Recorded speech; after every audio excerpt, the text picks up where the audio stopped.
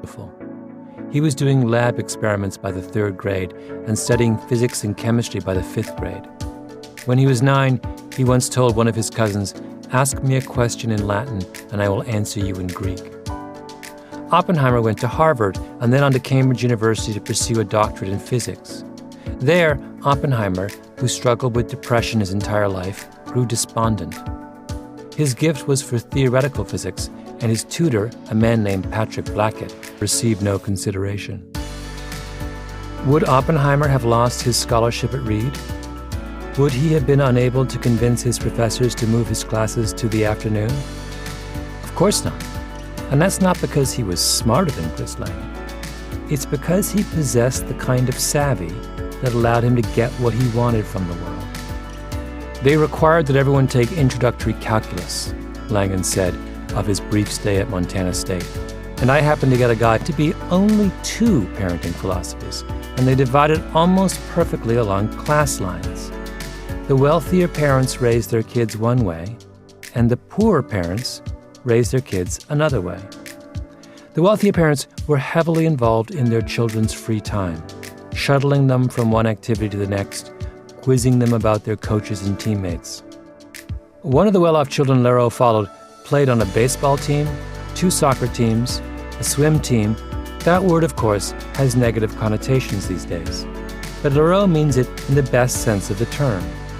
They acted as though they had a right to pursue their own individual preferences and to actively manage interactions in institutional settings.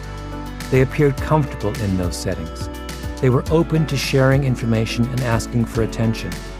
It was common practice among middle-class children to shift interactions to suit their preferences. They knew the rules. It's important to understand where the particular mastery of that moment comes from. It's not genetic.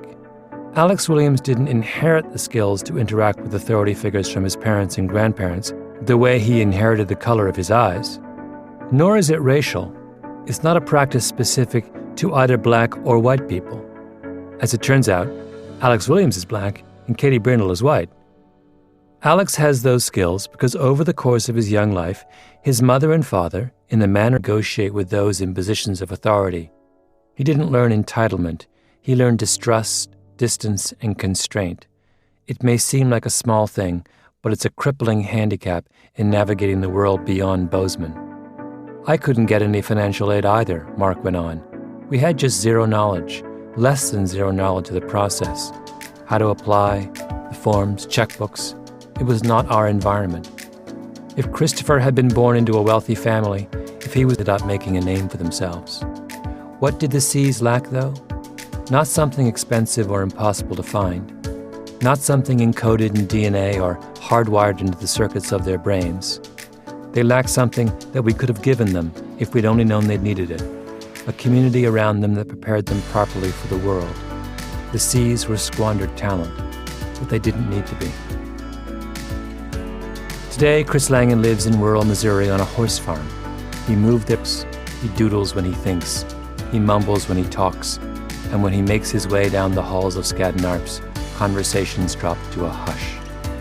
Flom grew up in the Depression in Brooklyn's Borough Park neighborhood. His parents were Jewish immigrants from Eastern Europe. His father, Isidore, was a union organizer in the garment industry, who later went to work sewing shoulder pads for women's dresses.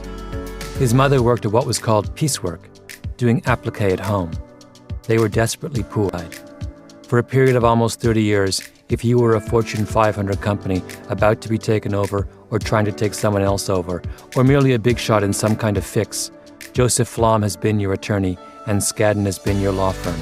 And if they weren't, you probably wish they were. I hope by now that you are skeptical of this kind of story. Brilliant immigrant kid, overcomes poverty and the Depression, can't get a job at a stuffy downtown law firm, makes an interview and everything. Bickle would say, many years later, I was brought to the senior partner, who took it upon himself to tell me that for a boy of my antecedents, and you can imagine how Bickle must have paused before giving that euphemism for his immigrant background, I certainly had come far. But I ought to understand how limited the possibilities of a firm like his were to hire a boy of my antecedents. And while he congratulated me on my progress, I should afoul of federal regulators. They did not do litigation. That is, they rarely had a division dedicated to defending and filing lawsuits. As Paul Cravath, one of the founders of Cravath, Swaine & Moore, one of the very whitest of the white shoe firms, once put it, the lawyer's job was to settle disputes in the conference room, not the courtroom. Among my classmates at Harvard, the thing that bright young guys did was securities law or tax, another white shoe partner remembers. Issue involving a proxy fight, and one of my senior corporate partners said, well, let's get Joe in. And he came to a conference room, and we all sat around and described the problem, and he told us what to do, and he left. And I said, we can do that too, you know. And the partner said, no, you can't. We're not going to do that. It was just that we didn't do it. Then came the 1970s. The old aversion to lawsuits fell by the wayside.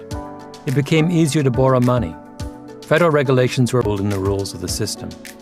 He was living in the most economically vibrant city in the world. But here is the strange thing. It never happened. Maurice Janclo's career did not take off the way that he'd hoped. In his mind, he never really made it beyond Court Street in Brooklyn. He struggled and floundered. Maurice Janclo had a son named Mort, however, who became a lawyer as well, and his son's story is very different from that of the father.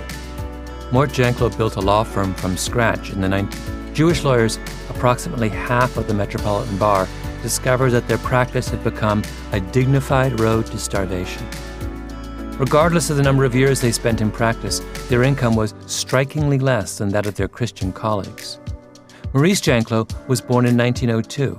When the Depression started, he was newly married and had just bought his big car, moved to Queens, and made his great gamble on the writing paper business. His timing could not have been worse. Professor at New York University, who has written widely on the city's educational history. There was this generation of educators in the 30s and 40s who would have been in another time and place college professors. They were brilliant, but they couldn't get jobs they wanted. And public teaching was what they did because it was security and it had a pension and you didn't get laid off.